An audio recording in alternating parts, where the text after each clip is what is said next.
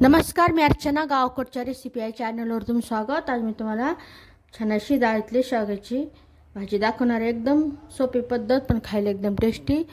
तर इथं मी शेंगा अशा कट करून वरची साल जेवढी शिरा जेवढ्या निघतील तेवढ्या काढून टाकायच्या. छान अशा शेंगा कट करून घेतलेल्या. इथं मसूर डाळ घेतलेली आणि थोडीशी मुगाची डाळ घेतलेली. छान अशी टेस्टी ती मुगाची डाळीमुळं. डाळी स्वच्छ धुवून घ्यायच्या.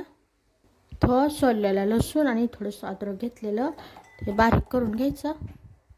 सगळं साहित्य तुमच्या आवडीनुसार प्रमाणानुसार घ्यायचं. तो पाणी गरम करायला ठेवलेलं, पाणी गरम होत आलेलं आहे. यामध्ये आता ही स्वच्छ धुतलेली डाळ टाकायची. यामध्ये आता ह्या शेंगा टाकायच्या, हळद टाकायची, तेल टाकायचं थोडंसं एखादा चमचा. ते डाळ आणि शेंगा शिजवून घ्यायच्या तुम्हाला जशा आवडते तशा.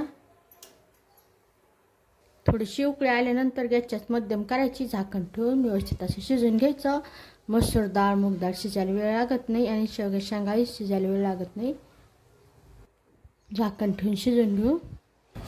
हे व्यवस्थित असे शिजलेले. गॅस बंद करायचा. याला घोटून नाही घ्यायचं, असंच राहू द्यायचं. यामध्ये बारीक कट केलेला कांदा व्यवस्थित गुलाबी रंगात परतून घ्यायचा.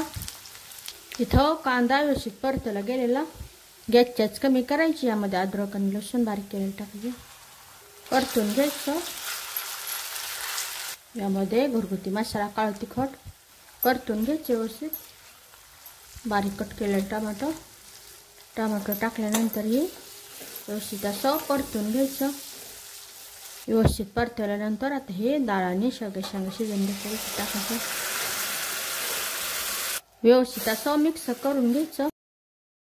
यामध्ये चवीनुसार मीठ टाकल्यानंतर फक्त एखादा मिनिटं मंद आचेवर ठेवायचं.